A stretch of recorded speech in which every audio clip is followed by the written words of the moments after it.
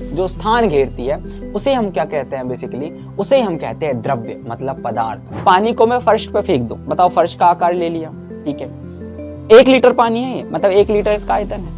उस फर्श के पानी को उठाकर मैंने किसी कटोरे में भर लिया, ओहो 273.15 मतलब हो गया 298.15, खत्म। 298.15 केल्विन हो गया। वाष्प कम बनेगी सर, तो वाष्प दाब कम होगा और मुझे वायु। नमस्कार दोस्तों, क्या हाल चाल भाई, क्या हाल चाल। तो मैं हूं पंकज बोरासी और स्वागत है आप सभी का एक बार फिर से इस देश के सबसे ज्यादा प्यार पाने वाले एजुकेशन प्लेटफॉर्म फिजिक्स वाला पर। कैसे हो सभी यार, पहले तो ये बताओ, क्योंकि आज हम दृष्टि सीरीज के अंदर लेक्चर नंबर 1 को लेकर आए हैं साइंस का। अगर मैं बात करूं, केमिस्ट्री पोर्शन से शुरुआत होती है ना, वहां से मैं तुम लोगों के लिए लेकर आया हूं पहला चैप्टर, जिसका नाम है हमारे आसपास के पदार्थ, है ना, मैटर इन आवर सराउंडिंग। तो बेसिकली ये जो चैप्टर है ना, बहुत ही इंटरेस्टिंग वे में अपन इसको पढ़ने वाले हैं। और तुम लोगों को अगर मैं बताऊं, इस चैप्टर के अंदर हम एक बहुत इंपॉर्टेंट चीज को डिस्कस करेंगे कि हमारी सराउंडिंग में जो जो चीजें होती है उनको हम केमिस्ट्री से रिलेट करेंगे, उसका केमिस्ट्री से संबंध बताएंगे। तुम लोगों ने बर्फ को पिघलते देखा है? बिल्कुल। क्या तुमने पानी को उबलते देखा है? बिल्कुल सर। क्या तुमने किसी चीज को, है ना, किसी भी चीज, जैसे अगर मैं बात करूं, गर्मियों के दिनों में तुम देखते हो कपड़े तुरंत सूख जाते हैं, लेकिन बरसात के दिनों में तुरंत नहीं सूखते, रीजन पता है? इन सभी के बारे में मैं चर्चा करने वाला हूं इस चैप्टर के अंदर। बड़ा ही इंटरेस्टिंग चैप्टर है, क्योंकि इस चैप्टर को हम रिलेट करेंगे आसपास की सराउंडिंग से। ठीक है, तो भाई बिना देरी करे अपन शुरुआत करते हैं। अब ध्यान से सुनो कि आज ये चैप्टर के बारे में हम पढ़ने क्या वाले हैं, मतलब क्या क्या चीजें इसके अंदर हम डिस्कस करने वाले हैं। तो ये जो चैप्टर है ना, इस चैप्टर का पूरा की पूरा हम वन शॉट कवर करेंगे, वन शॉट लेक्चर होने वाला है। मतलब पूरे के पूरे चैप्टर को हम एक लेक्चर के अंदर खत्म करने वाले, इसका रिवीजन हम करने वाले हैं बढ़िया तरीके से। चलो स्टार्ट करते हैं, ध्यान से सुनो। देखो क्या होता है कि हम बात करते हैं पदार्थ की। किसकी बात करते हैं? पदार्थ की। तुम लोगों ने पदार्थ देखा है? हाँ सर देखा है। क्या होता है पदार्थ भाई? बताओ बताओ, क्या होता है पदार्थ? तो भाई पदार्थ क्या होता है, बेसिकली अगर मैं तुम लोगों को एक सिंपल सी कहानी बताऊं, है ना, पदार्थ क्या होता है? दुनिया की कोई भी चीज, दुनिया की कोई भी चीज जिसके पास क्या होता है? द्रव्यमान होता है। और अगर मैं बात करूं, जो स्थान घेरता है ना, जो स्थान घेरती है, उसे हम क्या कहते हैं? बेसिकली उसे हम कहते हैं द्रव्य मतलब पदार्थ। द्रव्य मतलब पदार्थ, ठीक है। और जिसे हम अपनी इंद्रियों के माध्यम से क्या कर सकते हैं? अनुभव कर सकते हैं। क्या कर सकते हैं? अनुभव कर सकते हैं। जैसे फॉर एग्जाम्पल, ध्यान से सुनो, जैसे फॉर एग्जाम्पल मेरे पास क्या है, कोई भी चीज है जिसके पास क्या हो? द्रव्यमान। द्रव्यमान क्या होता है बेटा? द्रव्यमान जो होता है वो बेसिकली पदार्थ की मात्रा होती है ना, किसी पदार्थ में कितनी मात्रा है उसको हम बोला करते हैं द्रव्यमान। तो बेसिकली पदार्थ की मात्रा को हम किस में मेजर कर, मतलब पदार्थ की मात्रा जो होती है उसी को हम क्या बोला करते हैं? द्रव्यमान, है ना। कितना पदार्थ है, ठीक है, जैसे 1 केजी 2 केजी 3 केजी ऐसा बोला करते हो ना, वो पदार्थ की मात्रा। प्लस उसके साथ क्या होना चाहिए, और उसके साथ क्या करना चाहिए भैया? वो स्थान घेरता हो ना, स्थान घेरता है। स्थान घेरता है मतलब कुछ ना कुछ उसने स्पेस ऑक्यूपाई करके रखा है भाई। कोई कोई लंबाई, कोई चौड़ाई, कोई ऊंचाई, कुछ ना कुछ उसने स्पेस ऑक्यूपाई करके रखा होगा।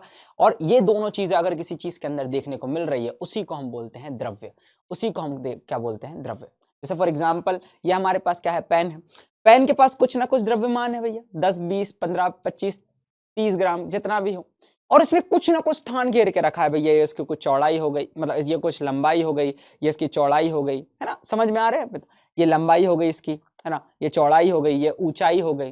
तो इसको हम क्या बोलेंगे भाई? एक तरीके से ये इसने कुछ ना कुछ स्थान घेर के रखा है। जैसे मैं खुद की बात कर लूं, मेरे पास कुछ द्रव्यमान है भाई, 50 55 60 किलो जितना भी है, ठीक है। अगर मैं बात करूं, और मेरे पास, मतलब अगर मैं बात करूं द्रव्यमान की, तो मतलब कितना ही होता है ना। तो अगर मैं बात करूं द्रव्यमान जो मेरा है, इसके साथ साथ मैंने कुछ ना कुछ स्थान घेर के रखा हुआ है। इसके साथ मैंने कुछ ना कुछ स्थान घेर के रखा हुआ है, और जहां पर जो चीज स्थान घेरी जाती है उसी को हम बोला करते हैं क्या भाई? द्रव्य, है ना। तो ये दो चीज होना चाहिए। सेम बात है ना। अगर मैं बात करूं एक बहुत ही प्यारी कहानी, है ना, जिसके बारे में मैंने तुम लोगों को बताया, इसको थोड़ा सा तुम लोगों को ध्यान रखना है, ठीक है। अब ध्यान से सुनो, पदार्थ जो होता है हमारी सराउंडिंग में हम बहुत तरीके से देखते हैं, है ना। पदार्थ हमारे सराउंडिंग में हम बहुत तरीके से देखते हैं, ठीक है। अब इस चैप्टर के अंदर हम क्या कर रहे हैं, अगर मैं बात करूं पदार्थ की, है ना, पदार्थ इंग्लिश में क्या बोलते हैं इसको अपन? मैटर, है ना। एक और द्रव्य भी बोला करते हैं, इसका नाम क्या होता है? द्रव्य भी बोला करते हैं। अब जो द्रव्य होता है ना, इसके वर्गीकरण की अब कहानी करने वाले हैं। क्या समझने वाले अपन? इसके वर्गीकरण की कहानी सुनने। ध्यान से सुनो, वर्गीकरण क्या होता है भाई? जैसे फॉर एग्जाम्पल हम आसपास की चीजों को देख रहे हैं, आसपास की चीजों को मतलब अगर हम बात करें ऑब्जर्व कर रहे हैं, तो किसी भी चीज को देखने के दो पर्सपेक्टिव होते हैं। पर्सपेक्टिव मतलब दो नजरिए होते हैं। पहला नजरिया, तुम उसे बाहर से देखो, है ना।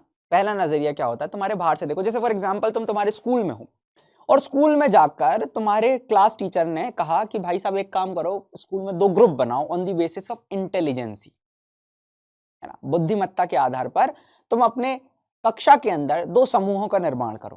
तो तुम बोलोगे भाई एक काम करो, 90 प्लस जिसने स्कोर करा वो एक तरफ हो जाए, 90 से नीचे वाले एक तरफ हो जाए, ये चीज देखोगे, है ना।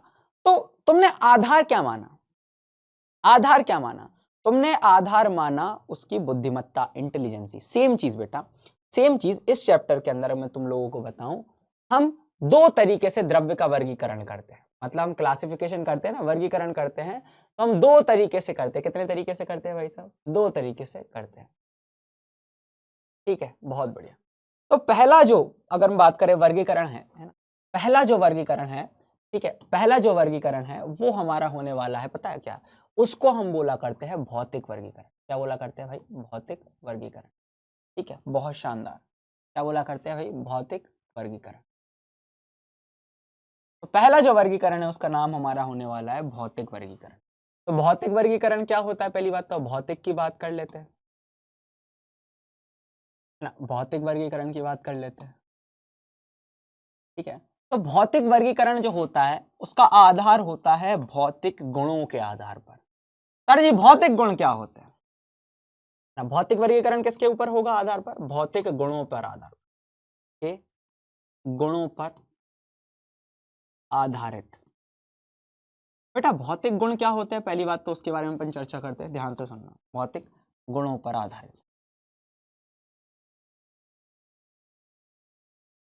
सर भौतिक गुण क्या होते हैं, ध्यान से सुनो। जैसे कि फॉर एग्जाम्पल, है ना, आकार हो गया, क्या होता है, आकार हो गया, है ना, आयतन हो गया। आयतन का मतलब होता है उसने कितना स्थान घेर के रखा है। ठीक है, ये सारे के सारे हमारे क्या आ जाते हैं, भौतिक गुण आ जाते हैं, है ना।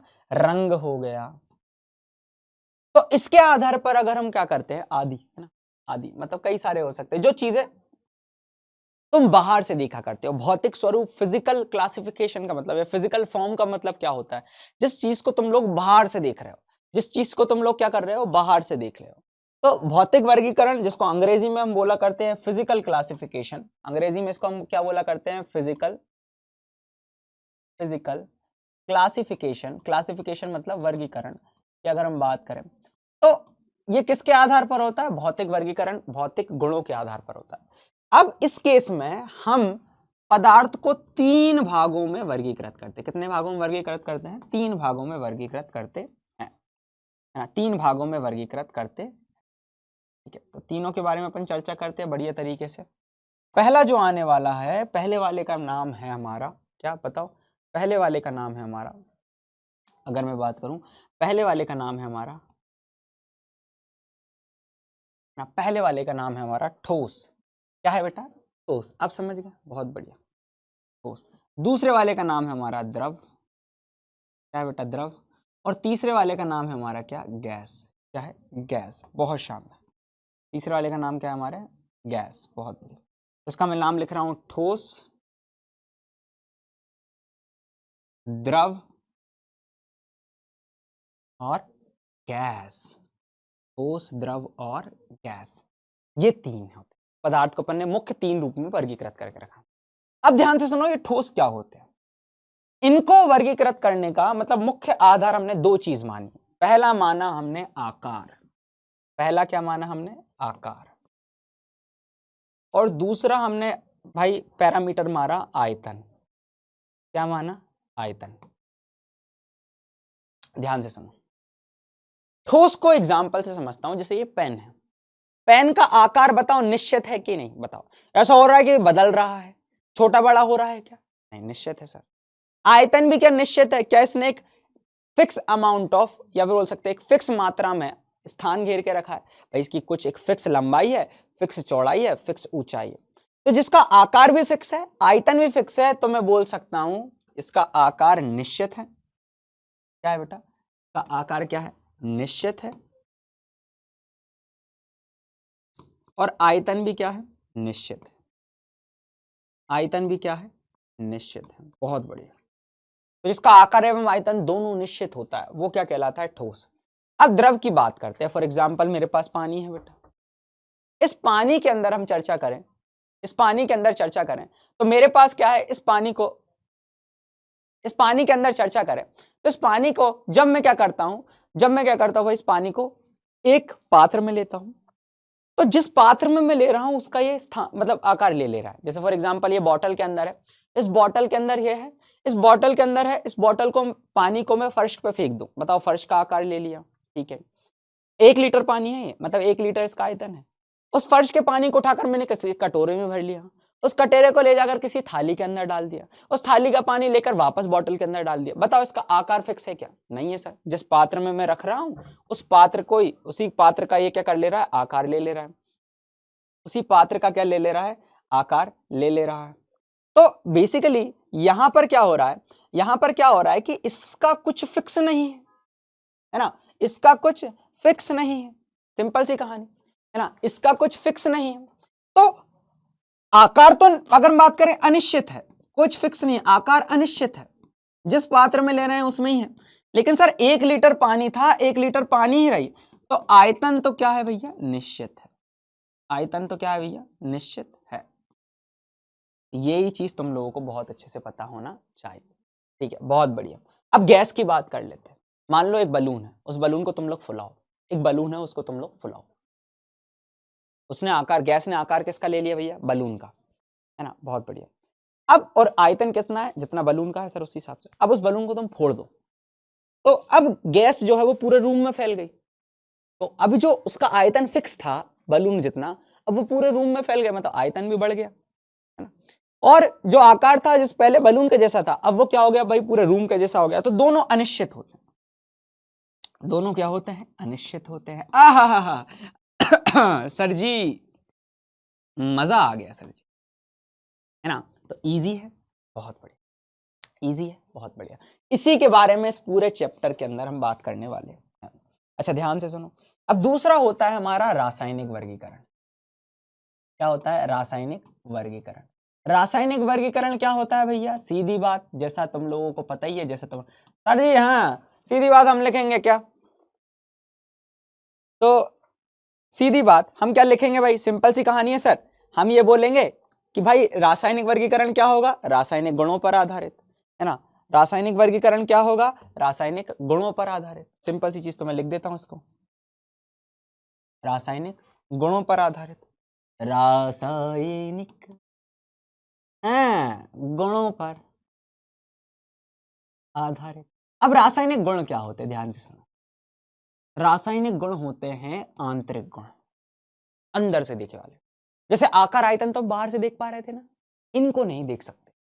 जैसे भाई किसी चीज का जलाना, है ना, या फिर दहनशीलता, या किसी चीज का दहन करना। अब मान लो फॉर एग्जाम्पल कोई एक टुकड़ा, देखो जब भी केमिस्ट्री पढ़नी है मेरे नजरिए से देखोगे कभी गलती नहीं होगी, I am giving you guarantee. चाहे जेई नीट जिस लेवल का तुम लोगों को पढ़ना है उस हिसाब से अगर तुम मेरे लेवल से देखोगे, मतलब मेरे नजरिए से तुम लोग देखोगे, है ना, अगर तुम लोगों को डॉक्टर बनना है, इंजीनियर बनना है, एक अच्छे लेवल का इंजीनियर बनना है, या जिंदगी में कुछ भी अच्छा करना है, तो थोड़ा बहुत केमिस्ट्री के मास्टर के हिसाब से देखो। तो फॉर एग्जाम्पल एक टुकड़ा पड़ा हुआ है तुमसे लगभग 5 मीटर दूर, थोड़ी दूर है, मतलब 5 कदम दूर पड़ा हुआ, तुम उस टुकड़े को देखकर बता सकते हो कि वो जल सकता है नहीं जल सकता। तुमने उस टुकड़े को देखकर यह बता दिया कि वो ठोस है, वो भौतिक गुण है। लेकिन ऐसे गुण जिनको तुम भौतिक रूप से, मतलब बाहर से देखकर नहीं जज कर सकते, भाई वो टुकड़ा जलेगा या नहीं जलेगा ये कैसे पता चलेगा, जलाकर। ये कैसे पता चलेगा, जलाकर। तो ऐसे गुण जिनको, मतलब इनको हम, है ना, आंतरिक गुण हुआ करते हैं ना, जिनको रासायनिक प्रयोगों द्वारा ही जांचा जा सकता है।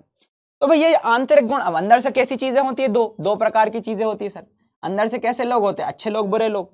सेम चीज, अंदर से कोई चीज कैसी है, मतलब कोई चीज शुद्ध है या अशुद्ध, इसके बारे में इसमें बताया गया है। कैसे बताया, शुद्ध है या अशुद्ध, इसके बारे में बताया गया है, ठीक है। तो रासायनिक गुण आधार पर 2 तरीके के पदार्थ होते हैं, शुद्ध पदार्थ और एक होता है अशुद्ध पदार्थ। एक होता है हमारा अशुद्ध पदार्थ, अशुद्ध। अशुद्ध पदार्थ। अब ध्यान से सुनो, ध्यान से सुनना, मेरे जैसे बेटा, मेरे जैसा बेटू, इधर आ जाओ। अशुद्ध पदार्थ को ही मिश्रण कहा जाता है। क्या कहा जाता है? मिश्रण कहा जाता है। ठीक है। शुद्ध पदार्थ दो प्रकार के होते हैं। कितने प्रकार के होते हैं? दो प्रकार के होते हैं। ध्यान सुनो, कितने प्रकार के होते हैं? दो टाइप के होते हैं, दो प्रकार के होते हैं, है ना। अभी टेंशन बिल्कुल नहीं लेना है अपने को, है ना, इसके रिगार्डिंग बिल्कुल टेंशन नहीं लेना है। एक होता है हमारा तत्व, एक क्या होता है? हमारा तत्व, और दूसरा हमारा होता है यौगिक।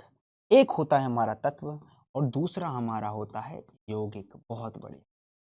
तो अगर मैं बात करूं, ये जो रासायनिक वर्गीकरण है ना, इस पूरे को हम पढ़ने वाले हैं चैप्टर नंबर 2 में। इसमें पढ़ेंगे हम चैप्टर नंबर 2 में। सिंपल सी चीज। अब हम जो पढ़ने वाले हैं भौतिक वर्गीकरण पढ़ेंगे चैप्टर नंबर 1 में, मतलब इस वीडियो के अंदर। ठीक है, चैप्टर नंबर 1 में अगर हम बात करें, इसको हम देखने वाले हैं, इसको हम देखने वाले। ठीक है, बहुत बढ़िया। तो भाई रासायनिक गुणों पर आधारित रासायनिक वर्गीकरण, ये पूरा के पूरा चैप्टर नंबर 2 में है। अभी अपन चैप्टर नंबर 1 को पढ़ेंगे, अपने बेसिक्स को स्ट्रॉन्ग करेंगे, फिर हम बात करेंगे आगे की। तो तैयार हो? कैसे हो भाई साहब, है ना। चलो तो स्टार्ट करते हैं बढ़िया तरीके से। और अब हम बात करने वाले हैं भाई पदार्थ की, भाई पदार्थ के, है ना, एक मुख्य अभिलाक्षणिक गुणधर्म के बारे में, है ना। तो पदार्थ के गुण कौन कौन से होते हैं? भाई पदार्थ के अंदर कण होते हैं, तो पदार्थ के कणों के अभिलाक्षणिक गुणधर्म के बारे में अपन थोड़ी सी चर्चा करते हैं। चलो क्या होते हैं ये ध्यान सुनो। पदार्थ के कणों के बीच में स्थान होता है। ध्यान से सुनो, जो ठोस होते हैं ना, उनके बीच में बहुत कण जो होते हैं बहुत पास पास होते हैं। अब पास पास क्यों होते हैं? क्योंकि वो एक दूसरे को आकर्षित करते हैं। अब पदार्थ के कणों के बीच में स्थान होता है, इसको कैसे हम पता कर सकते हैं? ध्यान से सुनो, तुम एक गिलास पानी लो, ले लोगे, बहुत बढ़िया। कांच का गिलास होगा तो और अच्छा है, नहीं होगा तो भी कोई बात नहीं। एक गिलास पानी को तुम लोग क्या करो, यहां तक भर दो। कांच का गिलास ले लेने, वो डिस्पोजल आते हैं ना जो बढ़िया, हाँ, उसको यहां तक भर दो बेटा। अब इसके अंदर क्या डाल दो? 1 चम्मच नमक डाल दो। क्या कर दो? 1 चम्मच नमक डाल दो। तो जो पानी का, अब इसमें क्या कर दो, उस गिलास जो तुमने इधर तक भरा था ना, यहां तक भरा था ना जो तुम लोगों ने, इधर पे एक मार्क लगा दो कि सर यहां तक भरा हुआ है, यहां तक भरा हुआ है। काले पेन से मार्क लगा दो। तुम्हें पता है क्या होगा? जैसे ही तुम नमक डालोगे ना, अभी जल का स्तर इतना है, जैसे ही तुम नमक डालोगे ना, नमक डाला तुम लोगों ने, क्या डाला? नमक। भैया कोई जो इसका जल का स्तर है वो बढ़ेगा या घटेगा? बताओ, बढ़ेगा या घटेगा? कुछ नहीं होगा, कुछ नहीं होगा, उतना की उतना रहेगा। पता रीजन क्या है? देखो, जल के जो कण थे ना, इन जल के कणों के बीच में थोड़ा थोड़ा गैप होता है। क्या होता है बेटू? थोड़ा थोड़ा गैप होता है। तो जो हमारे नमक के कण आए ना, वह यहां आकर इसके गैप के बीच में एडजस्ट हो गए। इन गैप के बीच में क्या हो गया बेटा? एडजस्ट हो गए। क्या होगा बेटू? एडजस्ट हो गए। और जब ये नमक के कण के बीच में अगर बात करें एडजस्ट हो गए, है ना, जब ये एडजस्ट हो गए तो सिंपल सी कहानी, सिंपल सी कहानी है कि क्या होगा भैया? जल स्तर बढ़ेगा नहीं, जल स्तर बढ़ेगा नहीं। इसका एक छोटा सा एग्जांपल ये ले सकते हो कि मान लो तुम लोगों ने ढेर सारे पत्थरों को भर दिया किसके अंदर? एक बॉटल के अंदर ना, छोटे बड़े बड़े पत्थर थे उनको रख दिया, फिर उसके अंदर तुम रेत डाल दो, तो रेत उस पत्थरों के लेवल को बढ़ाएगी नहीं, जबकि उनके बीच में जो स्थान रहेगा ना, उसके बीच में जाके एडजस्ट हो जाएगी। सेम चीज यहाँ होती। तो पदार्थ के कणों के बीच में स्थान होता है, ये बात तो प्रूफ हो गई इस एक्सपेरिमेंट से। और आकर्षित करते हैं, ये तुम खुद देख पा रहे हो कि लोहे के कण इतने ज्यादा पास पास होते हैं, चिपके हुए होते हैं, कि वो एक दूसरे को क्या करते हैं भैया? आकर्षित करते हैं। पदार्थ के कण लगातार गतिमान होते हैं, ये भी एक फैक्ट, ये भी एक फैक्ट। ठीक है, तो ये भी चीज हम लोगों को पता होना चाहिए तो बढ़िया तरीके से। चलो let's move to the next slide. चलो, तो पदार्थ की अवस्थाओं के बारे में अपन चर्चा कर लेते हैं। पदार्थ की अवस्थाएं कितनी होती है? तो ठोस, द्रव, गैस तो तुम लोगों को पता ही है ना। एक ठोस हो गई, एक द्रव हो गई, एक गैस हो गई, ये तीनों चीज तो पता ही है ना, बहुत बढ़िया तरीके से। अब जो पदार्थ की चौथी और पांचवी अवस्था, इसका नाम है प्लाज्मा और बोस आइंस्टीन कंडेंसेट। प्लाज्मा और बोस आइंस्टीन कंडेंसेट। प्लाज्मा को सुपर हॉट गैसें कहा जाता है ना।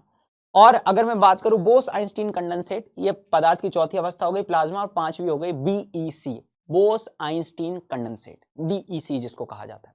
ठीक है, बहुत बढ़िया। अब हम बात करते हैं, देखो पदार्थ की अवस्थाओं को पढ़ने से पहले वन बाय वन हमें यह पता होना चाहिए कि बेसिकली कुछ गुण होते हैं जिनके बारे में हमें आइडिया लगना चाहिए। देखो ध्यान से, सबसे पहले गुण का मतलब होता है कठोरता। भाई कोई चीज हार्ड क्या होती है भाई? हार्ड कैसे बताते हो? कोई चीज हार्ड कैसे है? कोई चीज हार्ड कैसे है? इसको हार्डनेस भी कहा जाता है। कठोरता मतलब हार्डनेस। कोई चीज हार्ड कैसे बताती है? हम सर दम लगाते हैं किसी चीज के ऊपर। क्या बोल रहा हूं मैं? हार्डनेस का पता कैसे चलाएगा सर? जब हम किसी चीज के ऊपर बल लगाते हो, एकदम बल लगाते हो, लेकिन ये पदार्थ अपनी जो आकार है उसको बनाए रखने की एक चेष्टा रखता है, ये अपने आकार को बदलता नहीं। मैं इसके ऊपर दम लगा रहा हूं लेकिन फिर भी ये अपने आकार को बदलना नहीं चाहता।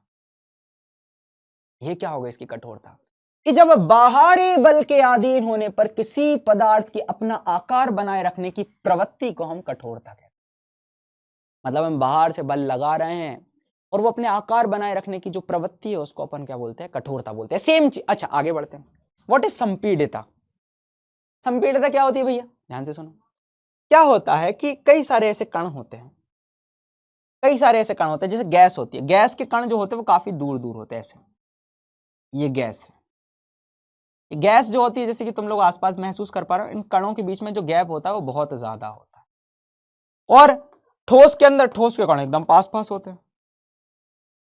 ठोस के कण कैसे होते हैं? एकदम पास पास। ठोस के कण कैसे होते हैं बेटू? एकदम पास पास। अब संपीड़िता ये कहती है कि जब हम इसके ऊपर एक बाहरी बल लगाते हैं, जब इसके ऊपर हम एक बाहरी बल लगाते हैं, ऐसे बल लगा रहे हैं भैया, फोर्स, तो जब इसके ऊपर अपन बल लगाते हैं तो ये कण आपस में पास पास आने लगते हैं। कहां आने लगते हैं बेटा? पास पास आने लगते। ये कण पास पास आने लगते हैं।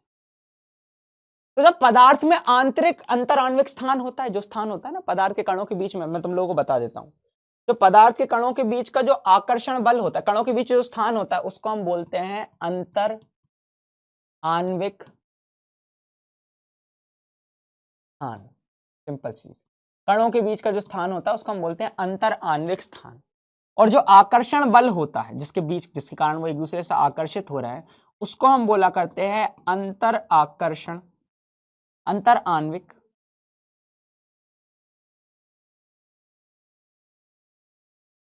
आकर्षण बल।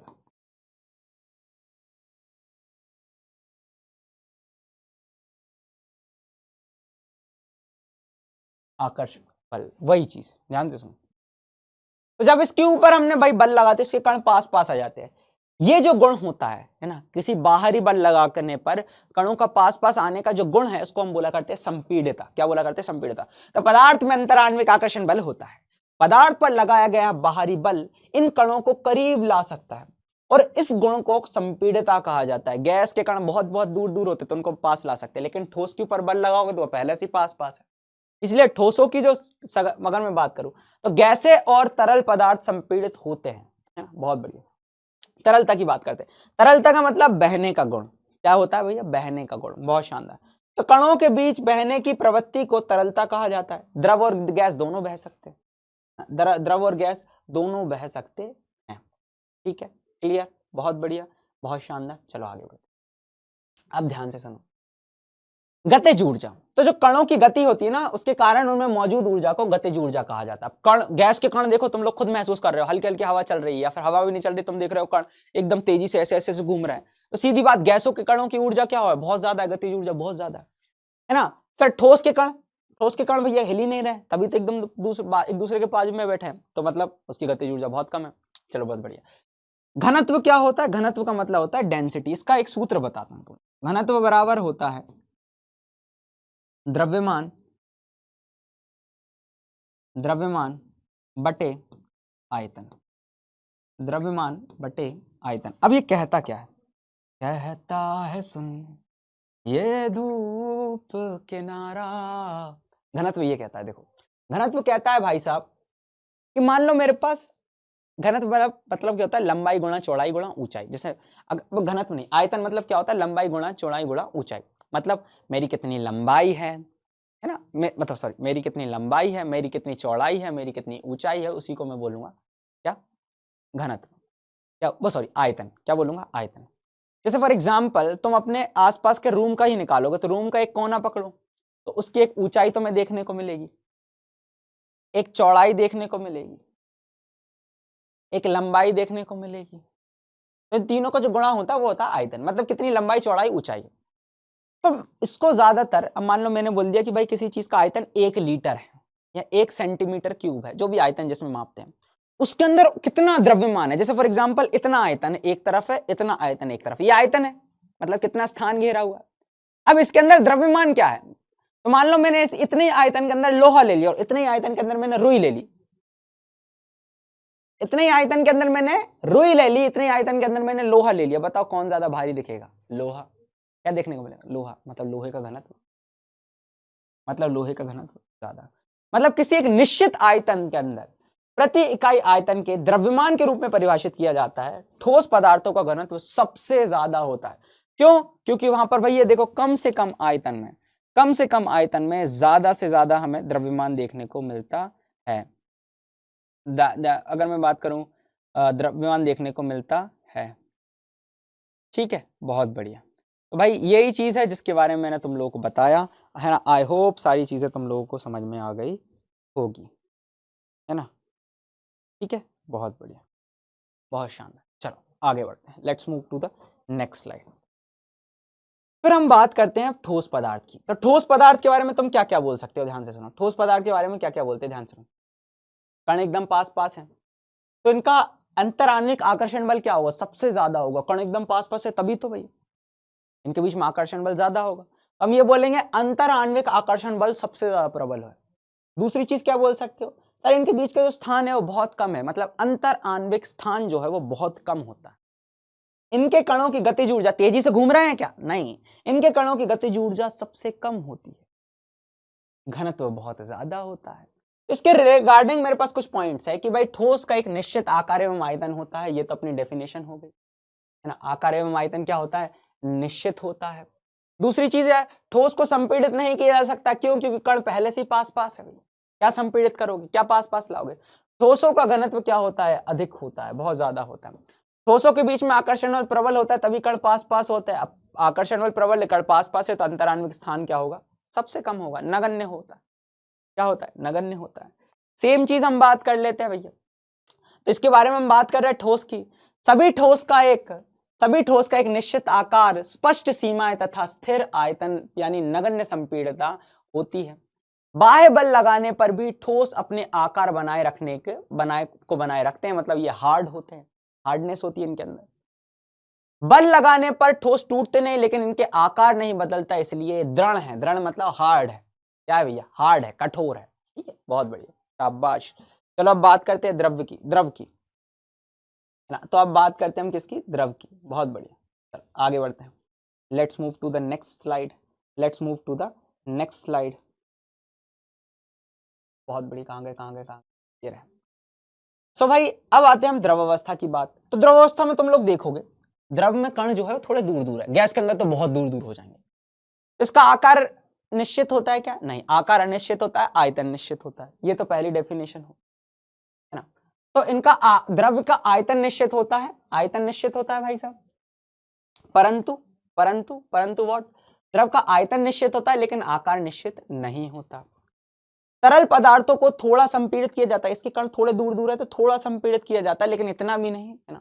अगर हम बात करें, और इनको संपीड़ित करना है तो बहुत ज्यादा दाब की आवश्यकता पड़ती है, बहुत ज्यादा प्रेशर की आवश्यकता पड़ती है। तो तरल पदार्थ को थोड़ा संपीड़ित किया जा सकता है, और इन्हें संपीड़ित करने के लिए बड़े दबाव की आवश्यकता होती है। चलो, अब ठोस पदार्थ की तुलना में घनत्व क्या होगा? बहुत कम होगा, क्योंकि इसके कण दूर दूर है। अच्छा, थोड़े कण दूर दूर है, ऐसा नहीं है बहुत दूर है। अंतराण्विक आकर्षण बल क्या होता है? पदार्थ की तुलना में थोड़ा, ठोस पदार्थ की तुलना में क्या होता है? थोड़ा कमजोर होता है, लेकिन गैस से तो ज्यादा है, तभी मतलब इसमें कण इतने भी दूर नहीं हुए, लेकिन दूर दूर है। द्रव के कणों के बीच काफी अंतराण्विक स्थान होता है। अब देखो गैस की बात नहीं सुनो, तो गैस में तो कण बहुत दूर दूर है भैया। गैस में कण कहाँ है? बहुत दूर दूर है। अगर मैं गैस की बात कर लूं, पहला कण ये रहा, दूसरा ये रहा, तीसरा ये रहा, चौथा ये, है ना। पहला कण ये रहा, दूसरा ये रहा, तीसरा ये रहा, चौथा ये रहा। ठीक है, बहुत बढ़िया। फिर पांचवा ये रहा, छठवा ये रहा, सातवां ये रहा, आठवां ये रहा, नौवां, 10वां, 11वां, 12वां। अब तुम खुद सोचो, इसके कण दूर दूर है तो अंतराण्विक स्थान क्या है भैया? बहुत ज्यादा है। अब अंतराण्विक स्थान ज्यादा है तो बल भैया कम रहा होगा, तभी तो दूर दूर गए। आकर्षण बल क्या होगा? कम होगा।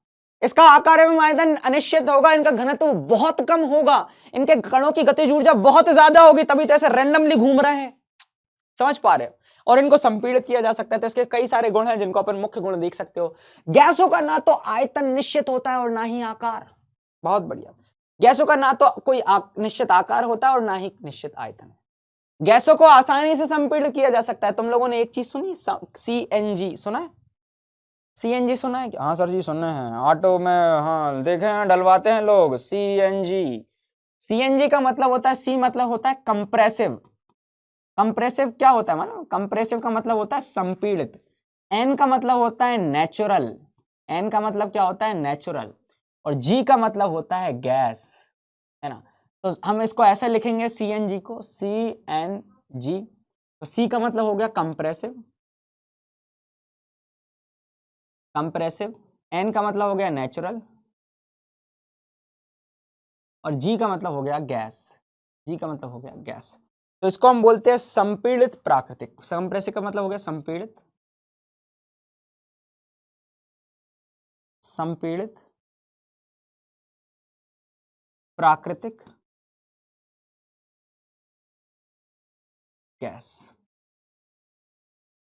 संपीड़ित प्राकृतिक गैस, है ना?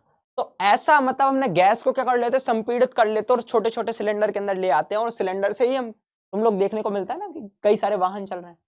गैसों का घनत्व तीनों में सबसे कम होता है। अंतराण्विक आकर्षण बल क्या होगा? सबसे कमजोर होगा। अगर हम कमजोर है तो भैया इनके बीच का, गैसों के कणों के बीच का जो स्थान है, अंतराण्विक स्थान है, वो क्या होता है? बहुत ज्यादा होता है। क्या होता है? बहुत ज्यादा होता है। ठीक है, और भी कई सारे पॉइंट्स इसके रिगार्डिंग तुम लोग लिख सकते हो, है ना, बहुत बढ़िया तरीके से। ठीक है, पक्का? हाँ सर, बहुत शानदार। ठीक है, बहुत शानदार। तो ये जो कुछ चीजें मैंने तुम लोगों को बताई है, इसके बारे में तुम लोगों को अच्छे से पता होना चाहिए। ठीक है, बढ़िया तरीके से। चल आगे बढ़ते। अब देखो तापमान, टेम्परेचर की बात चल रही है, क्योंकि टेम्परेचर की अब कहानी आने वाली है। टेम्परेचर मतलब तापमान, नेक्स्ट चैप्टर में यूज होगा, है ना। कई सारे न्यूमेरिकल्स वगैरह लोग बाग देखेंगे, है ना। यहाँ से न्यूमेरिकल पूछे जाते हैं, मतलब संख्यात्मक प्रश्न तापमान से रिलेटेड। तापमान मतलब टेम्परेचर। सर टेम्परेचर क्या होता है? तो देखो टेम्परेचर का मतलब होता है किसी पदार्थ की गर्मी या ठंडक का जो माप है, उसको तापमान कहा जाता है। क्या कहा जाता है? तापमान कहा जाता है। ठीक है, तो भाई अगर मैं बात करूं तापमान, है ना, हम तीन तरीके से पूछते हैं। कभी तुम लोगों ने देखा है क्या? देखा है कि भाई एक होता है हमारा डिग्री सेल्सियस। क्या होता है? Degree Celsius. ठीक है, डिग्री सेल्सियस। तो डिग्री सेल्सियस होता है ना बेटू। ठीक है, बहुत बढ़िया। इसको ऐसे दिखाते हैं, सी लिख देता हूं और उसके ऊपर डिग्री बना देता हूं ऐसा। एक होता है हमारा degree Fahrenheit, degree Fahrenheit, Fahrenheit. इसको ऐसा बनाते हैं, डिग्री बना दो और फिर एफ लिख दो, एफ के ऊपर डिग्री बना दो ऐसा। और एक होता है हमारा केल्विन, एक होता है हमारा केल्विन, जिसको के से दर्शाते। किससे दर्शाते? के से दर्शाते। अब कुछ सूत्र हैं जिनके बारे में तुम्हें बताऊंगा, एक न्यूमेरिकल भी सॉल्व करके बताऊंगा, है ना, बहुत बढ़िया तरीके से। तो ये याद रखना कि जब केल्विन में टेम्परेचर दिया हो, तो क्या मतलब केल्विन में निकालना, तो केल्विन बराबर होता है जितना डिग्री सेल्सियस है उसमें 273.15 जोड़ दो। जितना, अगर बात करें डिग्री सेल्सियस में टेम्परेचर दिया हो, उसमें 273.15 जोड़ दो, तो हमारा केल्विन में टेम्परेचर आ जाता है ना। बहुत बढ़िया। जैसे क्वेश्चन अगर मैं इसके ऊपर करवाऊं कि भैया 25 डिग्री सेल्सियस का केल्विन में ताप होगा, केल्विन में ताप होगा, क्या करेंगे सर? केल्विन बराबर क्या होता? सर केल्विन बराबर होता है जितना डिग्री सेल्सियस दिया है उसमें 273.15 जोड़ दो। सेम चीज सर यहाँ पर 25 है प्लस 273, ओहो 273.15, मतलब हो गया 298.15, खत्म। 298.15 केल्विन हो गया। चीजें समझ में आई? अच्छा, जब केल्विन में दिया होगा तो केल्विन इधर ले आओ, डिग्री सेल्सियस उधर ले जाओ, तो केल्विन में से क्या कर देंगे भाई? इसमें से केल्विन निकाल, मान लो अभी क्या है, केल्विन में दिया है, मतलब डिग्री सेल्सियस में दिया तो अपने 273.15 जोड़ दिया। जब केल्विन में दिया होगा और डिग्री सेल्सियस निकालना हो तो क्या कर दोगे? 273.15 घटा दोगे। ठीक है, बहुत बढ़िया। कर लोगे ना ऐसा क्वेश्चन? बहुत बढ़िया। चैट सेक्शन में बता देना, कमेंट्स में बता देना। अब देखो डिग्री फ़ारेनहाइट और डिग्री सेल्सियस में एक बहुत प्यारा सा फॉर्मूला होता है। क्या लिखेंगे अपन? मतलब एक बढ़िया सा है, डिग्री फ़ारेनहाइट, डिग्री फ़ारेनहाइट, है ना, या फिर ऐसे लिख दे रहा हूं, डिग्री फ़ारेनहाइट एवं डिग्री सेल्सियस में संबंध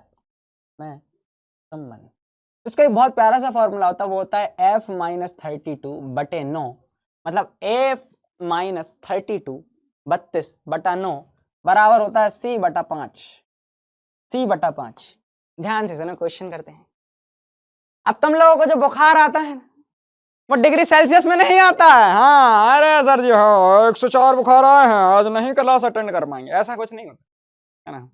वो जो बुखार आता है तुम लोगों को वो आता है बेटा डिग्री फ़ारेनहाइट में। 104 जो बोलते हो ना तुम, वो आता है डिग्री फ़ारेनहाइट में, केल्विन में नहीं, बट डिग्री सेल्सियस में नहीं, प्राण पखेरु हो जाए तुम्हारे। तो मान लो मानव, अब क्वेश्चन लिख रहा हूं मैं, मानव शरीर का सामान्य ताप कितना होता है? 37 डिग्री सेल्सियस होता है।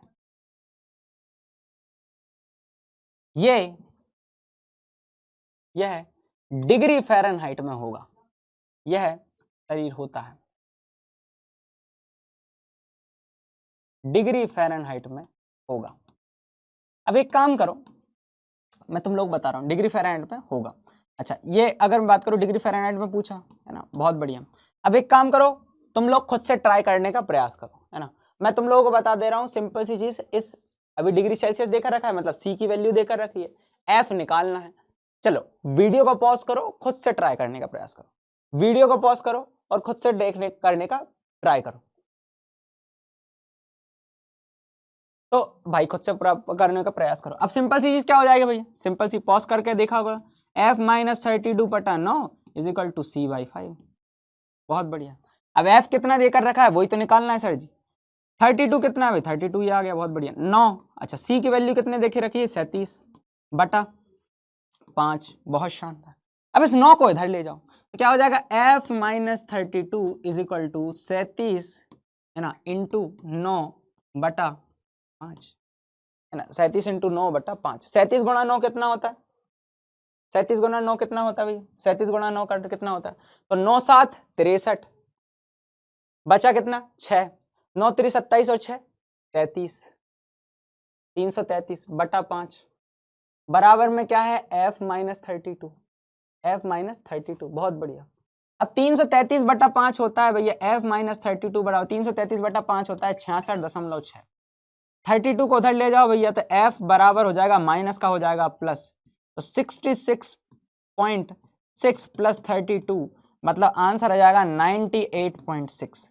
ये आएगा हमारा डिग्री फ़ारेनहाइट में। कितना आएगा भैया, 98.6 क्या आएगा भैया, डिग्री फ़ारेनहाइट में हमारे पास आंसर्स देखने को मिल जाएंगे।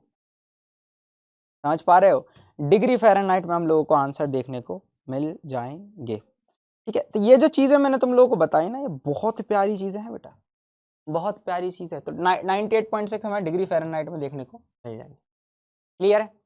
बहुत बढ़िया। कैसे करा समझ गए? देखो बस 9 को उधर ले गए भैया, बटे में था, पक्षांतर करने पर 9 गुणा में चले जाता है। बहुत बढ़िया, ये चीज पता होना चाहिए। अच्छा f माइनस 32 है, जब भैया बराबर के इधर रहता है, इसको अगर इधर ले जाते तो प्लस का 32 हो जाता है, वही चीज करा। ठीक है, बहुत बढ़िया। तो ये चीज तुम लोगों को पता होना चाहिए, ये चीज तुम लोगों को पता होना चाहिए। कोई दिक्कत की परेशानी आपत्ति है नहीं? बहुत बढ़िया, आगे बढ़ते हैं। अब देखो ध्यान से, अब हम बात करते हैं गलनांक की।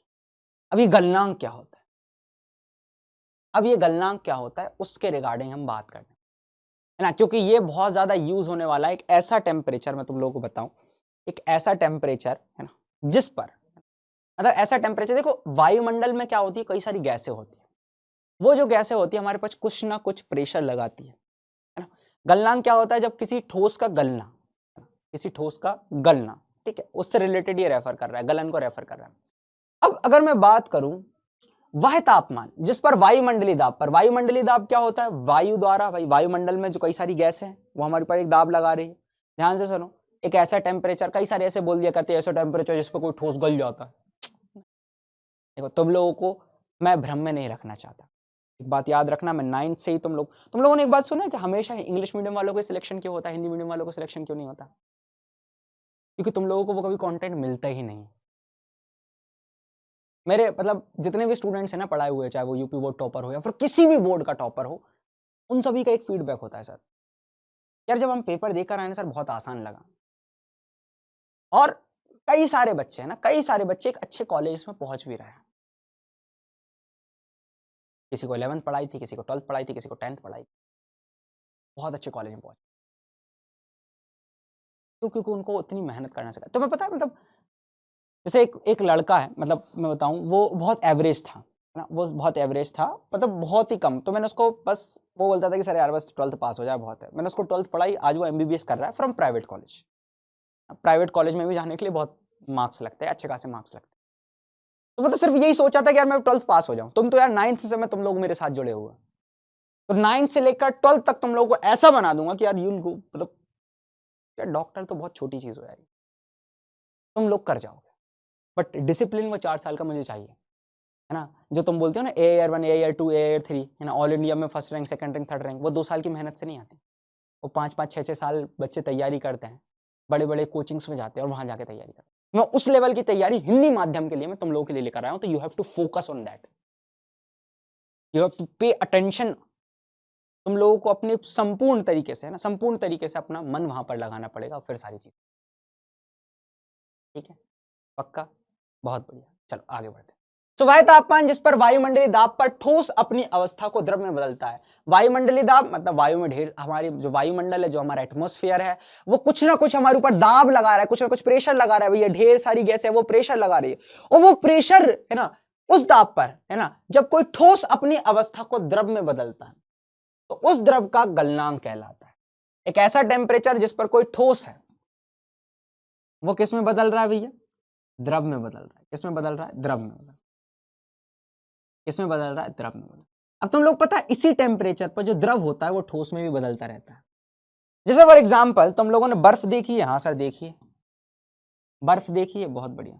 तो बर्फ है ना 0 डिग्री सेल्सियस पर, कितने डिग्री सेल्सियस पर? 0 डिग्री सेल्सियस पर। क्या बता रहा हूं मैं? 0 डिग्री सेल्सियस पर किसमें बदलती है? जल में बदलती है। लेकिन तुम्हें यह भी पता होना चाहिए कि इसी टेम्परेचर पर जल जो है वो बर्फ में बदलता है। जल जो है वो किस में बदलता है पता है? बर्फ में बदलता है। तो ये एक दूसरे से, है ना, इसी टेम्परेचर पर जल जो है वो किस में बदलता है? बर्फ में बदलता है ना, बर्फ बदलता है। तो ये बिंदु वह बिंदु है जिस पर द्रव और ठोस दोनों चरण संतुलन पर मौजूद होते हैं। हाँ 5 डिग्री सेल्सियस, 1 डिग्री सेल्सियस भी हुआ ना तो भाई बर्फ जल में बदलती रहेगी, जल में बदलती रहेगी, जल में बदलती रहेगी। लेकिन अगर -1 डिग्री सेल्सियस हुआ ना तो जल बर्फ में बदलता रहेगा, बर्फ में बदलता रहेगा, बर्फ में बदलता रहेगा। लेकिन 0 डिग्री सेल्सियस पर ये दोनों क्या होंगे? चरण संतुलन पे होंगे। मतलब जितना बर्फ पिघल रही होगी उतना ही पानी बर्फ में बदल रहा। ठीक है। सेम केस हिमांक क्या होता है? हिमांक भी सेम चीज भैया। हिम मतलब बर्फ का बनना एक तरीके से। ठीक है। तो हिमांक वह बिंदु होता है, वह तापमान होता है जिस पर वायुमंडलीय दाब पर द्रव, है ना, वायुमंडलीय दाब पर द्रव अपनी अवस्था को तरल से ठोस में बदलता है ना। जैसे कि फॉर एग्जांपल मेरा द्रव है ना, द्रव है वो किस में बदलता है? ठोस में बदलता है। अब सेम चीज भैया, ठोस में बदल रहा है तो यही किस में बदलेगा भैया? वापस द्रव में बदलेगा। जैसे फॉर एग्जांपल जल है, जल किस में बदला भैया? बर्फ में। तो यही बर्फ जो है वो वापस किस में बदलेगी? जल में। कितने डिग्री सेल्सियस पर? 0 डिग्री से, 0 डिग्री सेल्सियस पर। तो बर्फ का गलनांक या जल का हिमांक, बर्फ का गलनांक मतलब बर्फ पिघलती है और जल जमता है। बहुत बढ़िया। तो ये कितना होता है? 0 डिग्री सेल्सियस होता है। 0 डिग्री सेल्सियस होता है। पक्का? कोई दिक्कत परेशानी आपत्ति नहीं है ना? बहुत बहुत बढ़िया तरीके से अपना चल रहा है। कोई दिक्कत परेशानी आपत्ति है क्या? नहीं है सर। बहुत शानदार, बहुत शानदार। अब हम बात कर लेते हैं थोड़ी बहुत क्वथनांक की। देखो क्वथनांक में कई सारी डेफिनेशन ये लिखवाते हैं, मतलब पूरे इंटरनेट पे छान कर मानोगे तो तुम लोगों से ये बस सिखाया जाएगा कि भाई साहब वह टेम्परेचर जिस पर कोई जल है वो गैस में बदल जाता है। बच्चों वाली डेफिनेशन तुम लोगों को डीप फील करवा, ध्यान से सुनो। मेरे पास एक कंटेनर है। कंटेनर समझते हो तुम लोग? कंटेनर मतलब एक मतलब एक संग्राहक है जिसके अंदर कोई चीज रख सकते हैं अपन। ये कंटेनर हो गया। इस कंटेनर के अंदर मस्त मैंने क्या ले लिया भाई साहब? पानी ले लिया। क्या ले लिया बेटा? पानी ले लिया। पानी आ गया भाई, आजा आजा आजा आजा आजा। ये पानी ले लिया मैंने। अब इसकी क्या बनी, वाष्प बनी। वाष्प मतलब क्या बनी भैया, वेपर बनी। वाष्प का मतलब क्या होगा, वेपर बनी, यहां से वाष्प बन रही है। ये बनी पहली, ये वाली पहली पहली, ठीक है, ये वाष्प बनी, एक ये बनी, ठीक है, बहुत बढ़िया, एक ये बनी। अब जो वायुमंडलीय दाब होता है ना बेटा, जैसे कि अपन वेट मेजर करते हैं अपना किस में, केजी में, मास किस में मेजर करते हैं, द्रव्यमान किस में मेजर करते हैं, मेजर मतलब मापना, किस में करते हैं, केजी में, ठीक है। लंबाई किस में मेजर करते हो, अगर मैं बात करूं लंबाई जो हो गई, लेंथ जो हो गई ना लंबाई, उसको किस में मापते हो तुम, कैसे मापते हो भैया, सर मीटर, किलोमीटर, सेंटीमीटर, इन सेम चीज जो हमारा वायुमंडलीय दाब होता है ना, वायुमंडलीय दाब होता है ना, इसको हम मापते हैं किसमें, एटीएम। किसमें मापते हैं, एटीएम। एटीएम का मतलब होता है एटमॉस्फेरिक यूनिट, मैं इंग्लिश में लिख दे रहा हूं, एटमॉस्फेरिक यूनिट। इसको हिंदी में बोलते हैं वायुमंडलीय इकाई, वायुमंडलीय, इसमें मापते हैं अपन इकाई, इसमें मापते हैं। एक एटमॉस्फेरिक यूनिट मतलब एक एटीएम, है ना, बहुत बड़ी एक वायुमंडलीय इकाई। और सामान्यतः कितना होता है मालूम, सामान्यतः सामान्य दाब जो होता है वो कितना होता है, एक एटीएम होता है। कितना होता है, एक एटीएम। तो क्वथनांक क्या कहता है, क्वथनांक ये कहता है कि भाई देखो प्रेशर, अपन भाई प्रेशर माप रहे हैं, क्या कर रहे हैं, प्रेशर माप रहे हैं। यहां से क्या निकली, वाष्प निकली, ये भी एक निकली, ये भी एक निकली, वाष्प निकली। अब क्या होता है, ये वाष्प के लिए बाहर जाने के लिए तो कुछ था नहीं, तो ये वाष्प क्या करती है, वापस आती है, ऐसे वापस आती है, वापस आती है, क्या बोल रहा हूं मैं, वापस आती है। ये वाष्प निकली, यहां आ गई, ये वाष्प निकली, यहां आ गई। कैसे आई वापस, सिंपल सी चीज सर, कैसे आई वापस, सिंपल सी चीज सर, ये गई सीधे ऊपर, वहां से जाकर वापस, ये गई सीधे ऊपर, क्यों, बाहर निकलने का रास्ता नहीं था, यहां पर आ गई। ये गई ऊपर, बाहर निकलने का रास्ता नहीं था, यहाँ गए। कुकर देखा, कुकर, कुकर में भी ऐसे पानी बनता होगा, बाहर निकलने का रास्ता नहीं था तो वो वापस आ जाता है। और वापस आकर इसी की सरफेस के ऊपर, इसी सरफेस के ऊपर, इसी सतह के ऊपर क्या लगाने लगी, एक दाब लगाने लगी। तो मैं एक डेफिनेशन लिख रहा हूं, किसी द्रव, द्रव मतलब यही द्रव, कि वाष्प द्वारा, कि वाष्प द्वारा उसी की सतह पर, वाष्प क्या, वाष्प द्वारा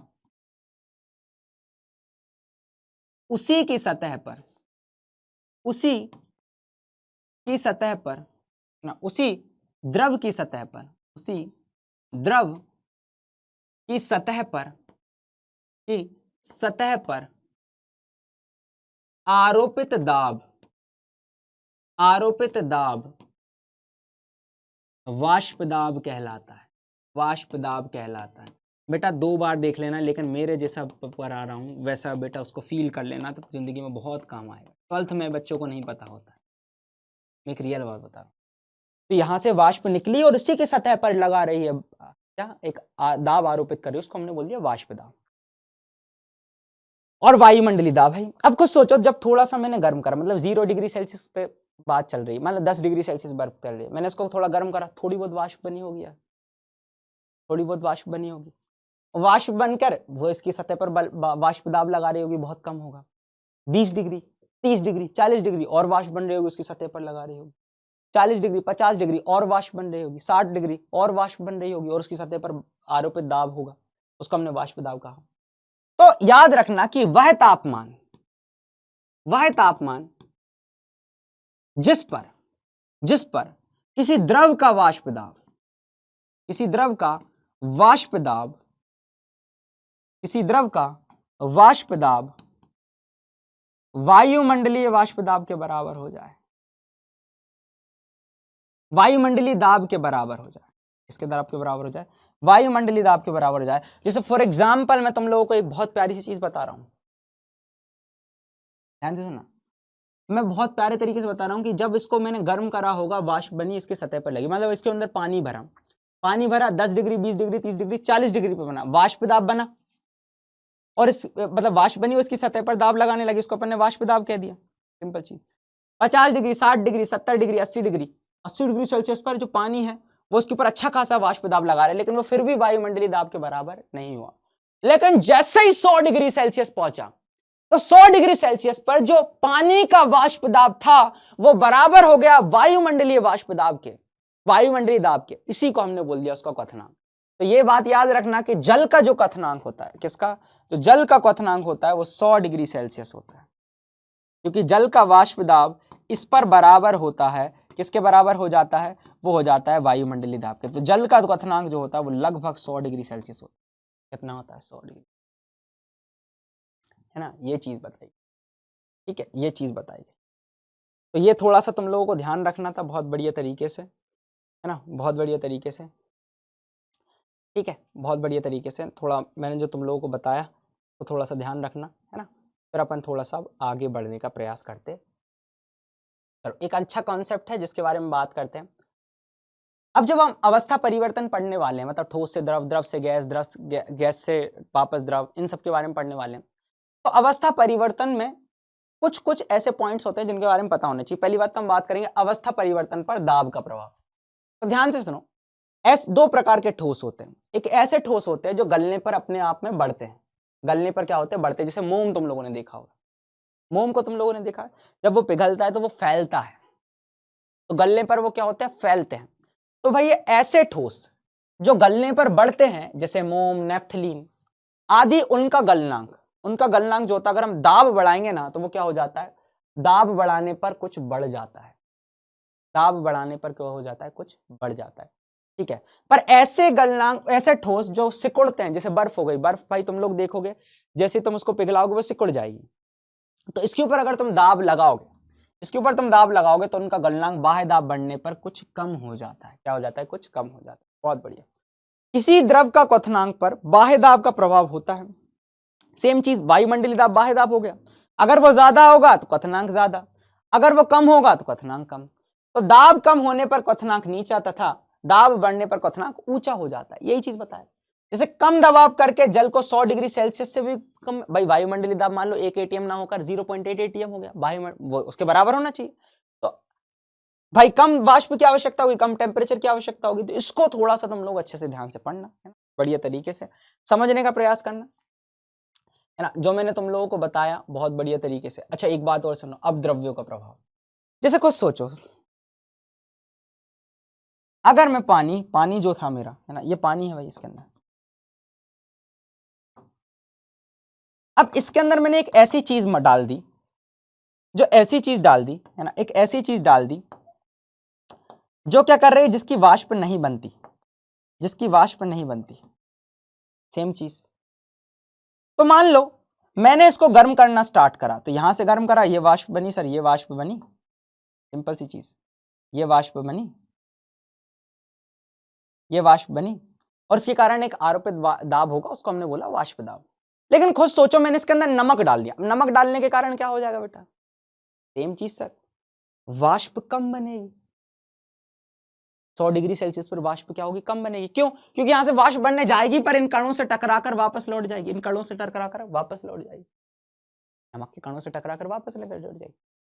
वाष्प कम बनेगी सर, मतलब वाष्प दाब कम होगा, और मुझे वायुमंडलीय दाब को मैच करने के लिए और ज्यादा गर्म करना पड़ेगा, और ज्यादा गर्म करना पड़ेगा। सेम चीज, तो जब हम अपद्रव्य मिलाते हैं ना तो उसका क्वथनांक जो हो जाता है बढ़ जाता है, ठीक है। और एक चीज याद रखना, क्वथनांक बढ़ता है तो हिमांक क्या हो जाता है, घट जाता है। तो किसी पदार्थ में कोई घुलनशील पदार्थ उपस्थित रहने पर उसका हिमांक प्राय कम हो जाता है। जैसे 0 डिग्री सेल्सियस पर पिघली हुई जो बर्फ होती है ना, इसके ऊपर क्या करा जाता है बेटा, नमक को फेंका जाता है। समुद्र, अगर मैं बात करूं जो बर्फीले क्षेत्र होते हैं ना, वहां पर नमक को फेंका जाता है। तो वो क्यों फेंका जाता है पता है, क्योंकि जो बर्फ 0 डिग्री सेल्सियस पर जमने वाली थी, अब वो जमती है -22 डिग्री सेल्सियस पर, 0 डिग्री सेल्सियस पर पिघलती है। बर्फ में कुछ नमक, शोरा आदि मिलाने पर बर्फ का गलनांक या जल का हिमांक 0 डिग्री सेल्सियस से घटकर -22 डिग्री सेल्सियस तक कम हो जाता है। ऐसे मिश्रण को हिम मिश्रण कहते हैं। इस मिश्रण का उपयोग बर्फ, कुल्फी आदि जमाने के लिए किया जाता है, आदि जमाने के लिए किया जाता है। तो ये जो चीज है ना बेटा, ये बहुत प्यारे तरीके से तुम लोगों को पता होना चाहिए। चलो, बहुत बढ़िया, है ना, बहुत बढ़िया, बहुत बढ़िया, बहुत बढ़िया। तो ये कुछ चीजें हैं जिसके बारे में मैंने तुम लोगों को बताया, ठीक है, इसको थोड़ा सा ध्यान रखना। ठीक है, बाकी अपन अब बढ़िया तरीके से अपन चीजों को अवस्था परिवर्तन पर अब तापमान के प्रभाव को अपन थोड़ा सा डिस्कस करेंगे। चलो, अवस्था परिवर्तन में अब किसको डिस्कस करने वाले अपन? तापमान का प्रभाव। तो देखो तापमान क्या होता है भैया, है ना, सिंपल सी चीज सर। भौतिक अवस्था में तापमान का प्रभाव की बात कर ले तो ठोस से द्रव को कहते हैं अपन गलन, मतलब पिघलना, है ना, संगलन भी जिसको कहा जाता है। तो वह प्रक्रिया जिसमें कोई ठोस पदार्थ गर्म करने पर द्रव में परिवर्तित हो जाता है उसको हम पिघलना कहते हैं। बहुत बढ़िया। वह तापमान जिस पर वायुमंडलीय दाब पर ठोस अपनी अवस्था में, मतलब ये गलनांक की डेफिनेशन आ गई, है ना, गलनांक की डेफिनेशन आ गई बहुत बढ़िया तरीके से, है ना। ये चीज थोड़ा सा ध्यान रखना। जैसे बर्फ जो है वो पानी में बदल रही है, जैसे बर्फ का गलनांक 0 डिग्री सेल्सियस होता है, लोहे का गलनांक लगभग 1535 डिग्री सेल्सियस होता है, तुम्हारा गलनांक जो होता है तुम्हारी क्रश की स्माइल होती है। आहा सर, ठीक है, बहुत बढ़िया, ठीक है। चल आगे बढ़ते हैं। चलो एक चार्ट ही बना देता हूँ, उस चार्ट से तुम लोग और अच्छे से समझने का प्रयास करोगे। एक चार्ट बनाता हूँ, उससे तुम लोग और अच्छे से समझने का प्रयास करोगे। ठीक है, जैसे फॉर एग्जांपल जो ठोस होता है ना,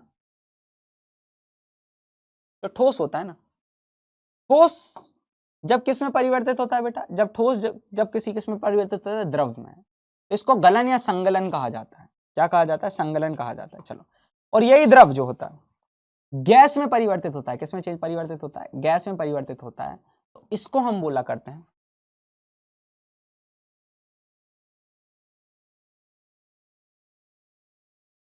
यही ठोस जब किस में परिवर्तित होता है? गैस में परिवर्तित होता है। इसको हम बोला करते हैं वाष्पीकरण। ठीक है, क्या कहा करते हैं? वाष्पीकरण। चलो तो मैं लिख देता हूं, जैसे कि ठोस से द्रव कहलाएगा संगलन, इस प्रोसेस को हम बोलते हैं संगलन। ओहो हो, है ना, फ्यूजन। और वही बात करें हमारे द्रव से गैस को बोला करते थे हम वाष्पीकरण। क्या बोला करते हैं? वाष्पीकरण। बहुत बढ़िया। चलो सेम चीज अब मैं बात कर लूं किसकी? गैस से अगर कोई चीज द्रव में बदल रही है, मतलब वाष्प जो है वो ठंडी होकर किस में बदल रही है भैया? द्रव में बदल रही है, तो इसको हम बोला करते हैं, क्या पता है? संघनन। क्या कहा करते हैं? संघनन, कंडेंसेशन, संघनन। और सेम चीज ये जो द्रव है अगर ठोस में बदल रहा है तो इसको हम बोलते हैं जमना। क्या बोलते हैं? जमना, फ्रीजिंग। कोई चीज जम रही है, जमना। अच्छा, कुछ ऐसी प्रोसेस भी होती है जिसमें कोई ठोस होता है वो डायरेक्ट चेंज हो जाता है किसमें? गैस में। जैसे कपूर को तुम लोगों ने देखा होगा, कपूर का टुकड़ा ठोस होता है, लेकिन जैसे ही तुम उसको हल्का सा इसको टेम्परेचर मिलता है वो ठोस डायरेक्ट चेंज हो जाता है गैस में। इसको हम बोला करते हैं ऊर्ध्वपातन। क्या बोला करते हैं? ऊर्ध्व। ठीक है, और जो गैस है वो किस में चेंज हो रही है? अगर किस में? ठोस में चेंज हो रही है, तो इसको हम बोला करते हैं निक्षेपण। क्या बोला करते हैं? निक्षेपण। बहुत बढ़िया। मतलब कोई गैस किस में चेंज हो रही है भैया? ठोस में अगर चेंज हो रही है वापस, तो उसको हम बोला करते हैं क्या? निक्षेपण। क्या बोला करते हैं बेटा? निक्षेपण। ठीक है, तो ये चीज है जो मैंने तुम लोगों को बताई, बढ़िया तरीके से ध्यान रखना। करें, स्टार्ट करें। चलो अब आगे बढ़ते हैं।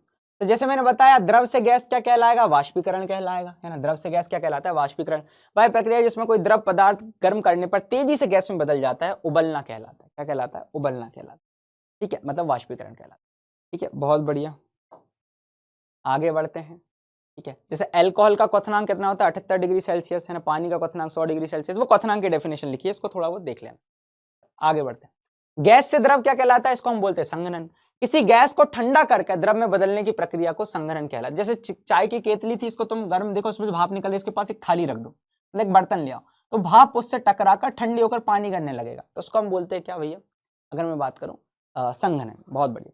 इस प्रक्रिया में वाष्पीकरण के कारण बनी जाने वाली जल वाष्प ऊपर उठती है और तापमान कम होता है, इसलिए वह संघनित होकर किसमें परिवर्तित हो जाती है? जल में परिवर्तित हो जाती है। ठीक है, बहुत बढ़िया। द्रव से ठोस, द्रव से ठोस मतलब जमना। तो किसी द्रव को ठंडा करके ठोस में बदलने की प्रक्रिया को हिमीकरण कहते हैं।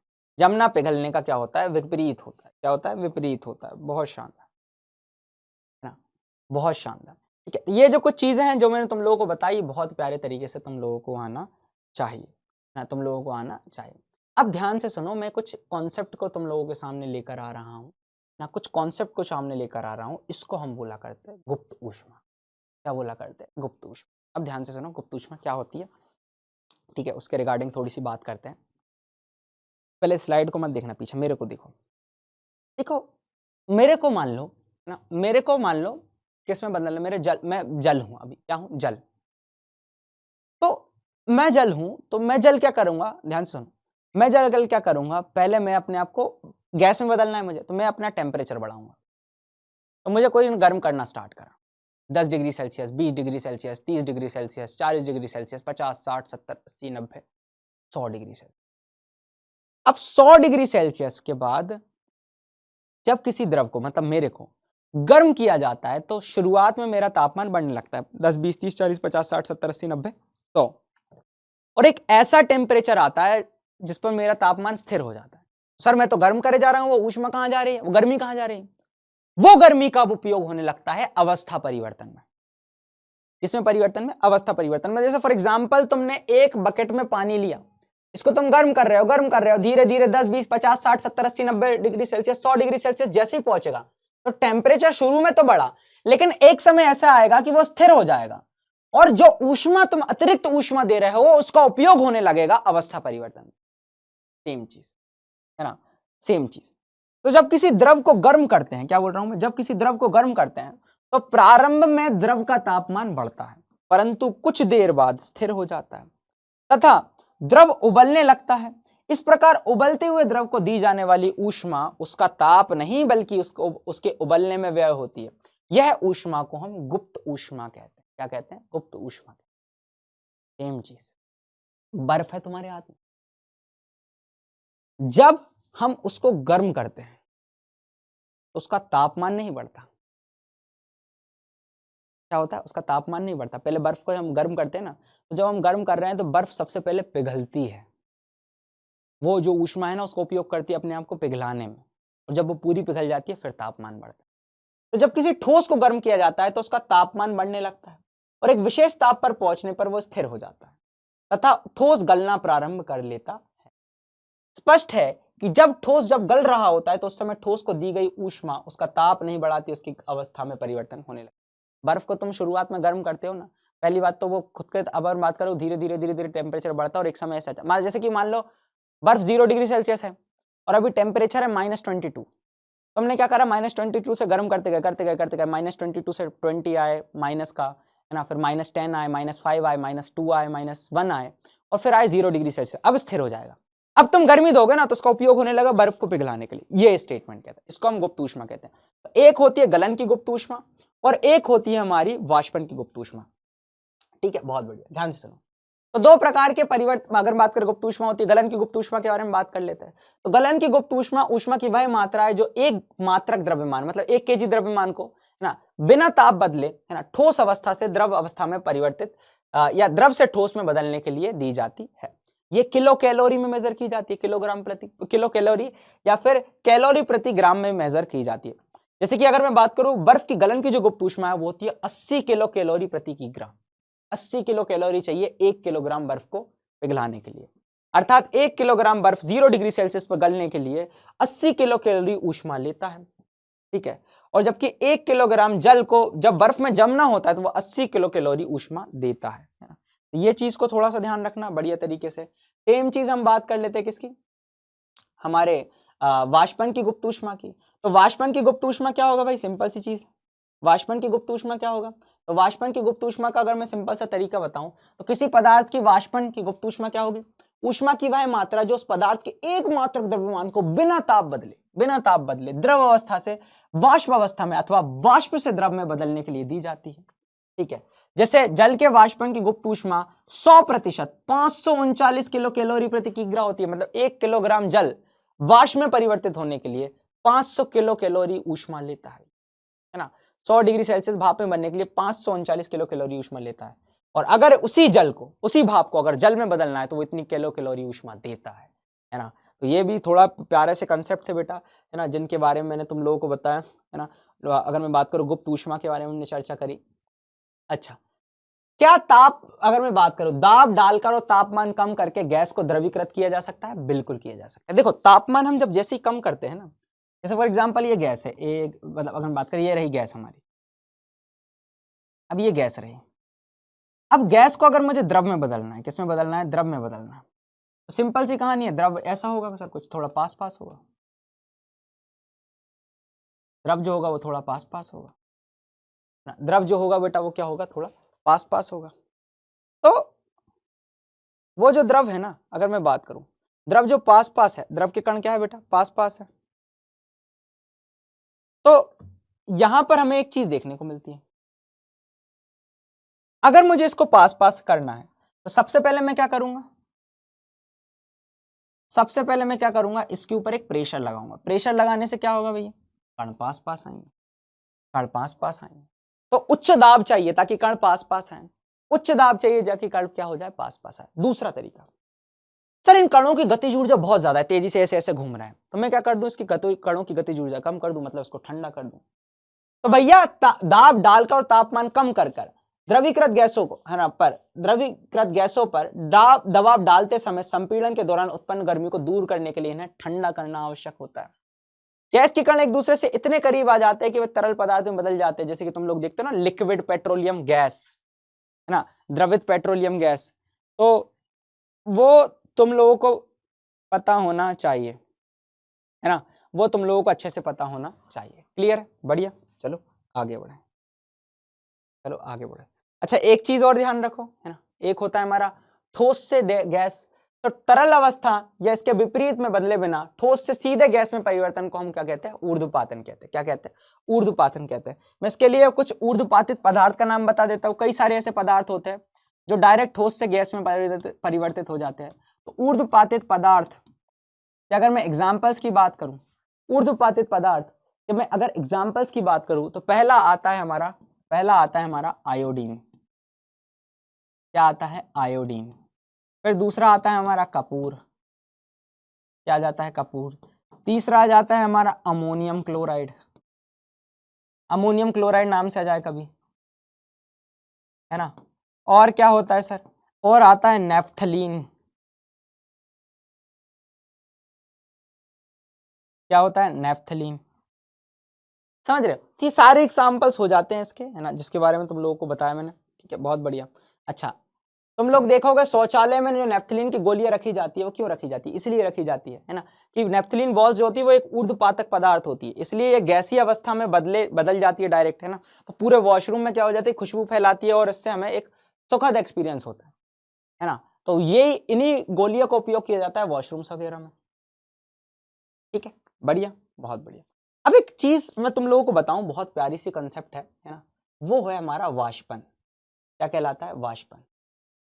वाष्पन क्या कहलाता है, जैसे कि फॉर एग्जांपल तुम लोगों ने अपनी सराउंडिंग में एक चीज देखी होगी। क्या देखी होगी सर, सर मैं जब फर्श पर पानी फेंकता हूं, तुम लोगों ने एक चीज नोटिस करी, जब हम फर्श पर पानी फेंकते हैं, फेंक दिया, फेंकने के बाद वो फर्श पर पानी कुछ समय बाद धीरे धीरे धीरे धीरे धीरे क्या हो जाता है, गायब हो जाता है। हमने तो सर 100 डिग्री सेल्सियस टेम्परेचर करा नहीं, वो जल जो है वो डायरेक्ट किस में परिवर्तित हो गया, गैस में परिवर्तित हो गया। ऐसे कैसे परिवर्तित होगा, क्वथनांक आया ही नहीं। तो वाष्पन एक ऐसी प्रक्रिया है जिसके द्वारा तरल अपने क्वथनांक से नीचे कभी भी तापमान पर, किसी भी तापमान पर गैसीय रूप में परिवर्तित हो जाता है। अब ऐसा क्यों होता है मैं तुम लोगों को बताता हूं। यहां पर क्या होता है कि मेरे पास एक कंटेनर है, ये रहा कंटेनर। अब इसके अंदर देखो गैस के कण है। किसके कण है बेटा, गैस के कण है, सॉरी द्रव के कण है। वो द्रव रखा हुआ है।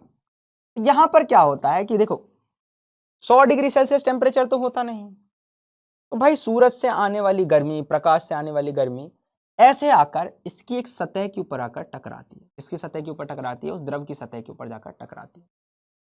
अब जब टकराती है तो जो ऊपर वाली लेयर होती है ना बेटा, ऊपर वाली लेयर, ऊपर वाली जो लेयर होती है वो क्या करने लगती है, वाइब्रेट करना स्टार्ट कर देती है, इधर उधर इधर इस करके वाइब्रेट करना स्टार्ट कर देती है, वाइब्रेट करना स्टार्ट कर देती है, मतलब तेजी से कंपन करने लगती है, कंपन करने लगती है। और इसका टेम्परेचर जो होता है वो क्या होने लगता है, बढ़ने लगता है। गतिज ऊर्जा बढ़ती है और टेम्परेचर बढ़ने लगता है।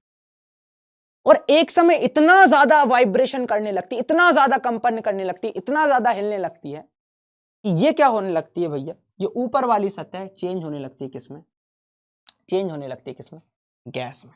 किसमें, गैस में। तो सिर्फ सतह के मॉलिक्यूल्स के साथ होता है। उबालोगे तुम लोग तो पूरे ऐसे उथल पुथल होती रहेगी, होती रहेगी, ये तो सत्य बात है। लेकिन भाई वाष्पन में क्या होता है भाई, कुछ सनलाइट या गर्मी आती है, सराउंडिंग में जो गर्मी होती है वो आती है, ऊपर की सतह के ऊपर से जो पानी के मॉलिक्यूल्स थे उनको भैया कंपन करती है, वाइब्रेट करती है और वो धीरे से उड़ जाते हैं। अब जब ये धीरे से उड़ जाते हैं तो नीचे वाले ऊपर आ जाते हैं। ठीक है, नीचे वाले ऊपर आ जाते हैं, सेम चीज। ठीक है, बहुत बढ़िया, सेम चीज जो है तुम लोगों को बहुत बढ़िया। अब देखो इसको क्या क्या चीजें मतलब प्रभावित करती है, क्या क्या चीजें प्रभावित करती है, ध्यान से। सबसे पहले ताप, तापमान बढ़ाओगे, टेम्परेचर बढ़ाओगे, देखो तालाब सूख जाते, तालाब कहाँ सूख जाते, तुम लोग 100 डिग्री सेल्सियस टेम्परेचर कर देते, तालाब के नीचे कोई गैस बनाने रख देते हो क्या? नहीं, वहां पर भी यही कंसेप्ट होता है। तो तापमान में वृद्धि होती है, गर्मी के दिनों में ज्यादा वाष्पन होता है, तापमान में वृद्धि से वाष्पन की दर अधिक हो जाती है। अच्छा एक बात बताओ, एक गिलास में पानी रख दोगे और वही एक गिलास पानी फर्श पर फेंक दोगे, कौन सा पहले सूखेगा? सर फर्श वाला। फर्श वाला इसलिए सूखेगा कि जब उसके ऊपर सर सनलाइट पड़ेगी या फिर कोई गर्मी पड़ेगी तो उसके ऊपर उसका सतह क्षेत्रफल बहुत ज्यादा है, तो पूरे सतह के मॉलिक्यूल उसको गर्मी मिलेगी और जिसके कारण वो उड़ जाएंगे। लेकिन गिलास का सतह क्षेत्रफल जो है, उसका ऊपर वाला जो क्षेत्रफल है बहुत कम है ना, पानी नीचे ज्यादा है, ऊपर सतह क्षेत्रफल कम है, तो उसके भाई गर्मी कम मिलेगी। तो सतह का क्षेत्रफल में वृद्धि के साथ वाष्पन की दर भी बढ़ जाती है। द्रव की प्रकृति, कुछ द्रव ऐसे होते हैं भैया तो शीघ्र वाष्पित हो जाते हैं, तो कुछ द्रव शीघ्र वाष्पित होते हैं, जबकि कुछ द्रव धीरे धीरे वाष्पित होते हैं।